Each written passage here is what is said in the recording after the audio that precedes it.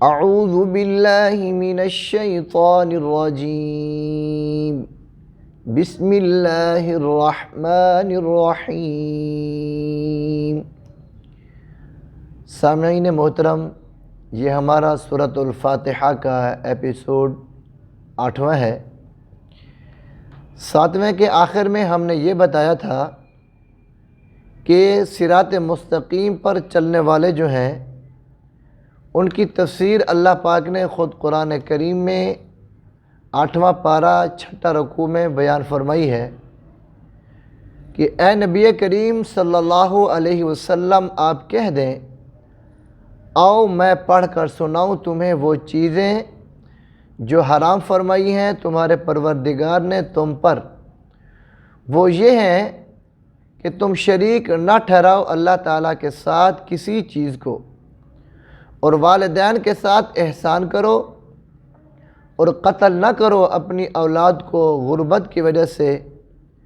ہم تمہیں بھی روزے دیتے ہیں اور انہیں بھی، اور نہ قریب جاؤ بے حیائی کی باتوں کے جو زہری ہوں ان میں سے اور جو پوشیدہ ہوں ان میں سے، اور نہ قتل کرو اس جان کو جس کو اللہ تعالیٰ نے حرام قرار دیا ہے مگر حق کے ساتھ۔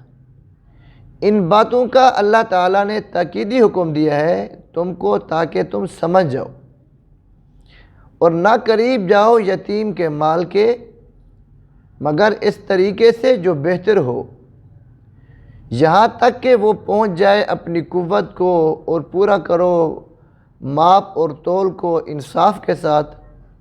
ہم نہیں تکلیف دیتے کسی نفس کو مگر اس کی طاقت کے مطابق، اور جب تم بات کرو تو انصاف کے ساتھ کرو، اگرچہ قریبی رشتہ دار ہی کیوں نہ ہو، بات انصاف کی کرو، اور اللہ تعالیٰ کے عہد کو پورا کرو۔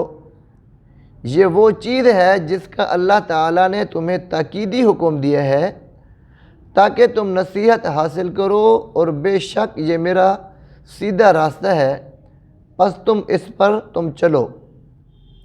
تو اس آیات کریمہ میں اللہ تبارک و تعالی نے صراط مستقیم کی وضاحت فرمائی ہے اور اصول بیان فرمائے ہیں، اور اس پر چلنے کا حکم دیا ہے صراط مستقیم پر، اور آگے فرمایا کہ مغضوب علیہم، غیر المغضوب علیہم، ان لوگوں کا راستہ نہ دکھا اے اللہ جن پر تیرا غضب ہوا، ولا الضالین، اور نہ گمراہوں کا۔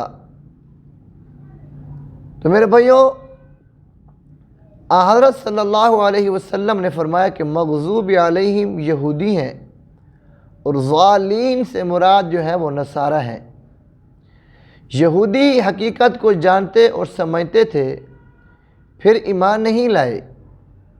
قرآن کریم میں ارشاد ربانی ہے، یعرفونہ کما یعرفون ابناءہم، وہ اس پیغمبر کو اس طرح پہچانتے ہیں جس طرح اپنے بیٹوں کو پہچانتے ہیں، مگر ضد کی وجہ سے مانتے نہیں تھے۔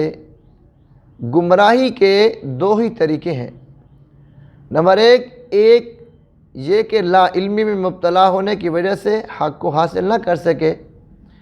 نمبر 2 دوسرا یہ کہ جانتے اور سمجھتے ہوئے بھی انکار کر گئے۔